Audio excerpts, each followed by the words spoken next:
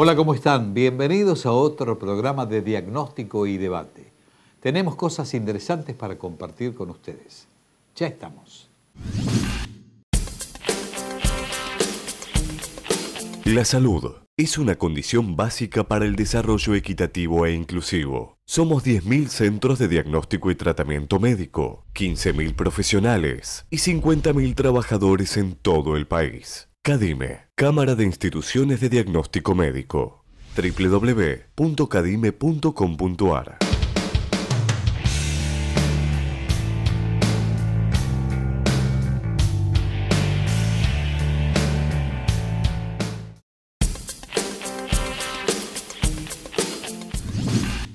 Ustedes saben que nosotros tenemos como alternativa válida el tratar todos aquellos temas que relacionados con la salud no es específicamente hablar de la enfermedad, sino con todos esos elementos que necesariamente deben conocerse porque existen, pero además porque en última instancia es necesario tratarlos con claridad, tratarlos con idoneidad, con profesionalidad.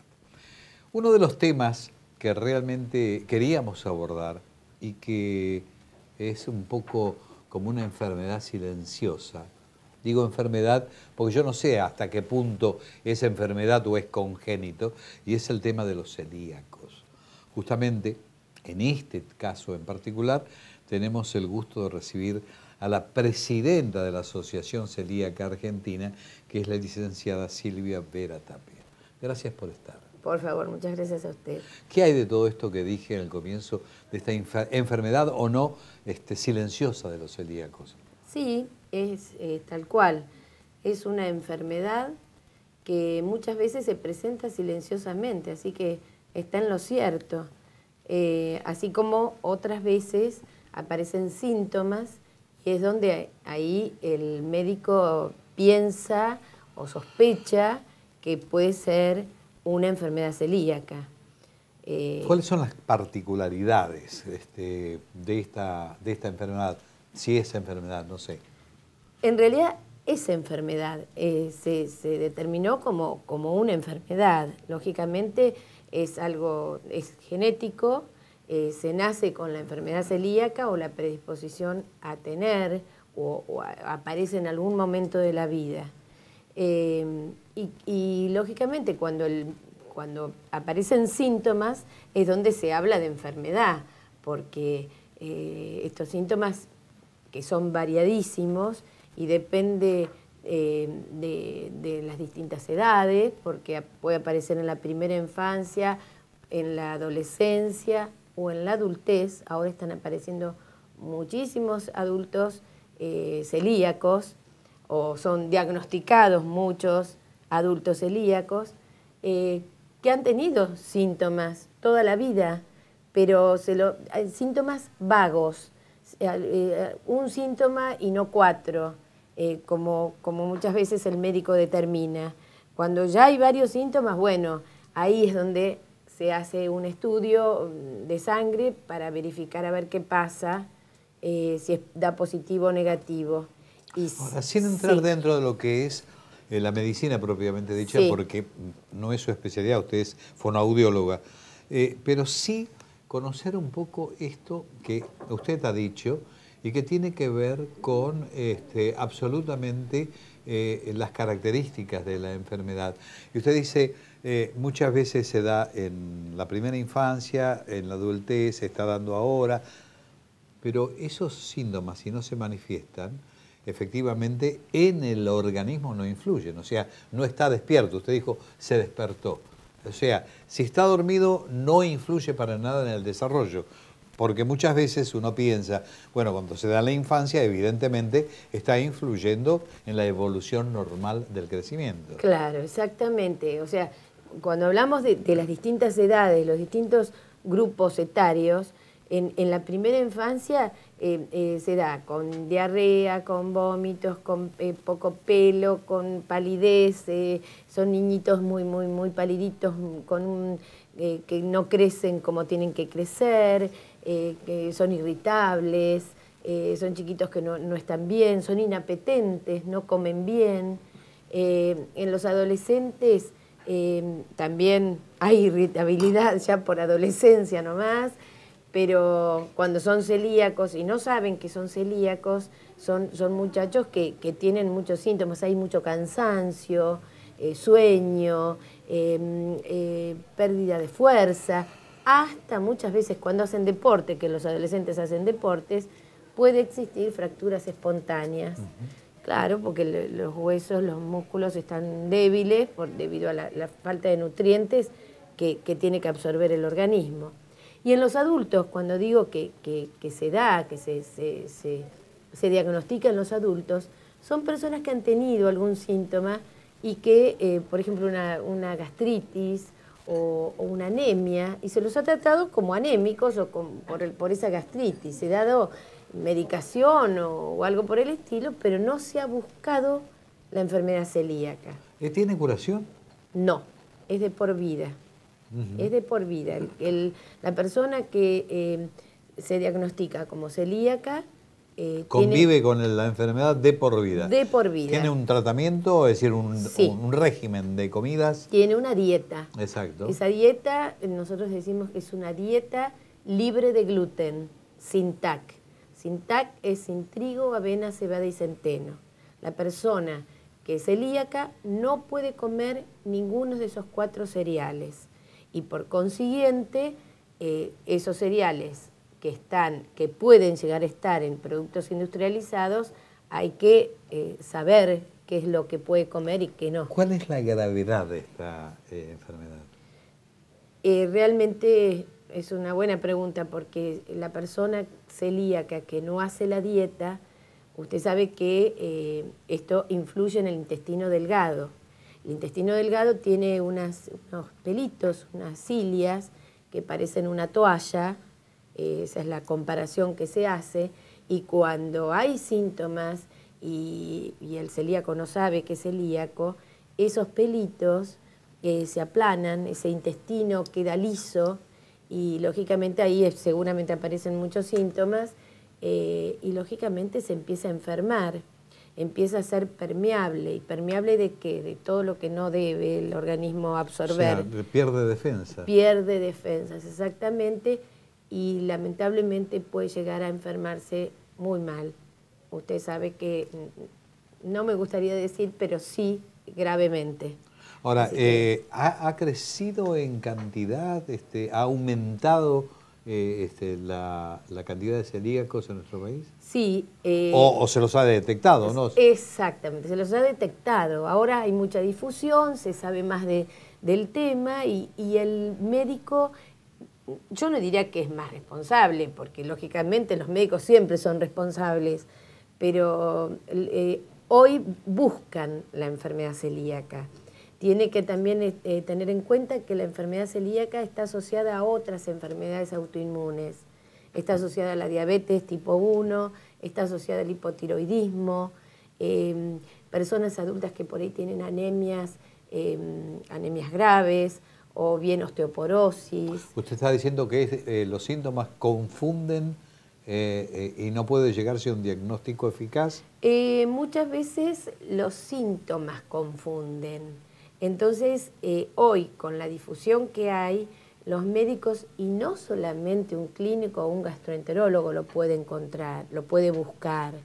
Hoy realmente hasta un dermatólogo puede diagnosticar una enfermedad celíaca o buscar una enfermedad celíaca. ¿Por qué? Porque el celíaco o otro de los síntomas es dermatitis herpetiforme en la piel o vitiligo. Entonces, si encuentra un paciente con esas características, busque, pregunte, haga una historia clínica y vea a ver qué pasa. Si indaga un poquitito más adentro, quizá pueda llegar a encontrar un enfermo celíaco. Un odontólogo, porque los celíacos tienen aftas recurrentes o periodontitis. un obstetra, porque las mujeres que no saben que son celíacas y están en edad de procrear, muchas veces tienen abortos espontáneos. Entonces un obstetra tiene que buscar lo clínico, pero también buscar esta clínica que es llevada a la celiaquía. Yo le voy a proponer una pausa comercial y después vamos a continuar con el tema, porque me da la impresión de que tenemos la misión obligatoria de difundir todo esto. Bueno, ya volvemos. ¿Cómo no?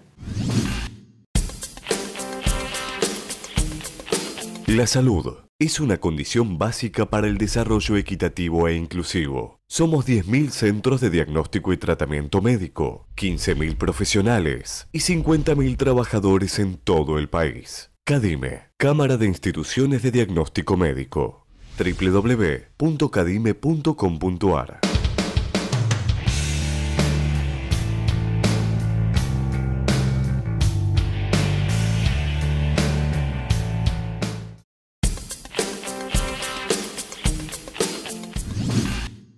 El tema de hoy en Diagnóstico y Debate tiene que ver con los celíacos y a fuer de ser sinceros es un tema realmente que merece absolutamente que todos conozcan, por lo menos en su esencia, porque como habíamos dicho al comienzo, se la denomina como una de las enfermedades silenciosas que impide, depende en la edad que uno lo pueda descubrir, depende los grandes inconvenientes que puede traer aparejado. Y estamos con la presidenta de la Asociación Celíaca Argentina, que es la licenciada Silvia Vera Tapia. Sigamos un poco con el tema y la primera pregunta que se me ocurre antes de continuar es ¿cómo se llega a ser presidenta de una asociación de estas características si no estar vinculada directamente con el tema? Sí, claro. Bueno, yo le voy a contar, mi hija, que tiene hoy 30 años, es celíaca. Ella comenzó su problema, su condición celíaca, de muy bebita. Empezó con síntomas, una desnutrición aguda y bueno, uno de los síntomas era vómitos y diarrea. Y fue tan agudo que tuve que internarla y ahí empezar el camino. ¿Se dieron cuenta enseguida del tema o no? Y a los pocos meses, porque lógicamente se buscaban otras cosas. En un bebito de 6 meses y medio, 7, como tenía mi hija, usted sabe que en los bebés todo se agrava. El niño que tiene un problema de ese tipo, un problema de otro tipo también, es peligroso, hay que tener mucho cuidado, así como la persona adulta también en pocas horas puede desnutrirse, bueno, el bebé también. Ahora, ¿cómo ha cambiado un poco el concepto de la medicina en cuanto a que a lo mejor era antes más difícil porque ni se pensaba en el tema y ahora es como que forma parte de las investigaciones absolutamente para hacer el diagnóstico? Exactamente, y además, si usted se pone a pensar, hace 30 y pico de años, si bien se conocía lo que era la enfermedad celíaca, los médicos conocían qué era, de qué se trataba, pero la sociedad no. Cuando yo empiezo con este problema, quiero decirle que yo soy hija de médico, esposa de médico y ahora tengo un hijo médico. Pero si bien estoy relacionada con los médicos y con la medicina, empecé a investigar a ver de qué se trataba. Y en ese momento no sabíamos nada. Yo lo único que podía saber era que mi hija tenía que tomar una leche especial, que tenía que consumir un aceite especial para no desnutrirse, para crear fuerzas, para tener más nutrientes y que no los tenía, los había perdido, y para que tratar de sacarla de este tema siempre con cuidado, cuidándola de una dieta. Tardamos más o menos, cuando se hizo todas las consultas con los médicos, y alrededor de 4 o 5 meses en diagnosticar que era celíaca. Usted dijo genéticamente, es decir, los padres tienen mucho que ver en todo esto porque de algún modo si se transmite. ¿Es hereditario esto? Aparentemente es congénito y aparentemente lo traslada o es por parte de la madre. Pero usted no es celíaca. Todavía no. Ah. Todavía no. Yo ya me hice los análisis, pero no me ha dado que positivo. Pero sí, es una buena pregunta también porque cuando aparece un celíaco en la familia, un hijo, un hermano o un padre, el resto de la familia primaria se debe hacer el análisis para ver de dónde surge esa enfermedad celíaca. En nuestro caso, no. Padre y madre no, y hermano, no. Así que, bueno, vaya a saber si algún abuelo que ya no está, algún bisabuelo que ya no están,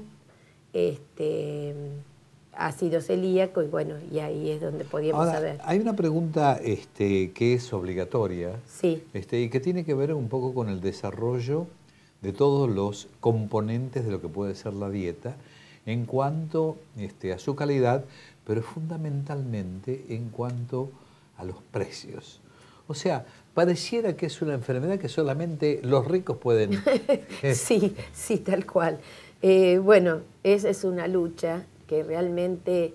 ¿Y por qué, no? ¿Y por qué? Y la comenzamos hace unos años ya a trabajar y a pedir y a buscar algún elemento que haga que estos alimentos bajen sus precios, específicamente los alimentos específicos para celíacos. Las empresas dicen que porque usan materia prima importada, porque pasa por varias etapas, porque necesitan maquinarias especiales, necesitan lugares especiales para que no haya contaminación cruzada con otros cereales. O sea, se complica un poco el hecho de la producción de estos alimentos, pero no justificamos para nada que los precios tengan un valor tan alto, porque, como usted dijo, pareciera que la enfermedad celíaca es una enfermedad para ricos, y hoy está costando hasta la persona de un nivel medio poder comprar esos alimentos y poder consumirlos libremente. Ahora, ¿no existe alguna posibilidad de alguna disposición que establezca parámetros especiales? Sí, todavía no lo ha establecido el gobierno, el Estado no lo ha establecido. Es algo que venimos pidiendo. O sea, el Ministerio de Salud tendría que tomar injerencia en todo este asunto. Sí, se está trabajando y se habla y se conversa, pero no hay ningún proyecto proyectos sí, pero no hay nada reglamentado. Hay una ley provincial que todavía no está reglamentada y que habla del valor de los alimentos. Y bueno, queremos seguir trabajando para que esto ocurra alguna vez.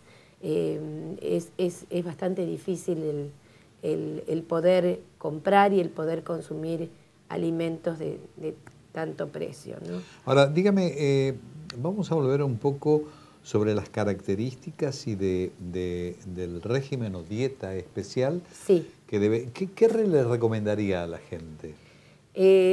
Yo a los celíacos les recomendaría y les recomiendo permanentemente en nuestras reuniones, primer sábado de mes en el Hospital de Niños Sor María Ludovica de la Plata y segundo sábado de mes en el Hospital de Clínicas, aquí en la capital federal.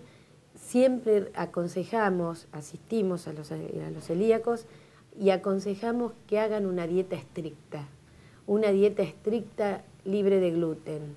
Esa es la única forma de que podamos decir que esa persona que se diagnosticó como enfermo celíaco, después de la dieta, sea una persona sana. Porque no hay que pensar que esa persona va a ser enferma. Esa persona, si hace la dieta, es sana.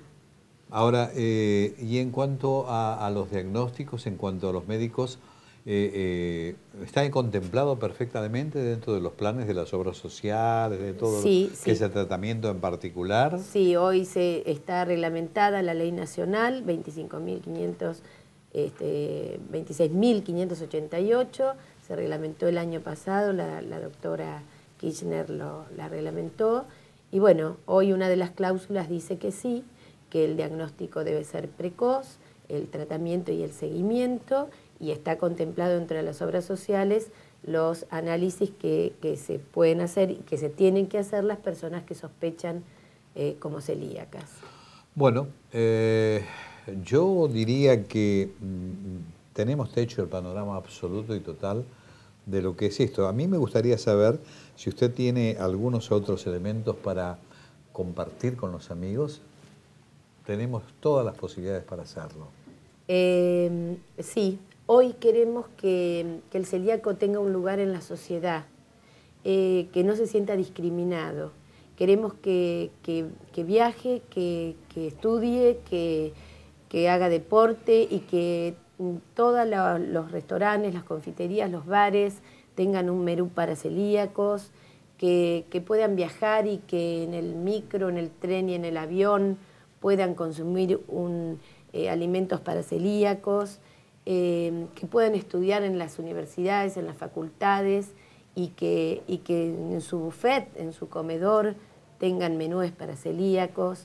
Queremos que el celíaco viva como una persona sana. Usted sabe que está tocando un tema realmente trascendente. Se lo digo porque tenemos gente conocida, gente amiga, que tiene familiares con este mal y nos ha sorprendido su preocupación por ir a ver lugares donde puede comer tranquilamente, determinadas comidas que puede haber. Es decir, es realmente muy problemático todo esto porque no se ha tomado conciencia como para socializar un poco la cosa, ¿no? Socializar significa integrar también. Integrar. Hoy depende de la buena voluntad de los dueños de los comercios, de los restaurantes, de la buena voluntad de los cocineros, de la buena voluntad de porque son cocinas distintas a lo mejor, es decir, ámbitos completamente distintos.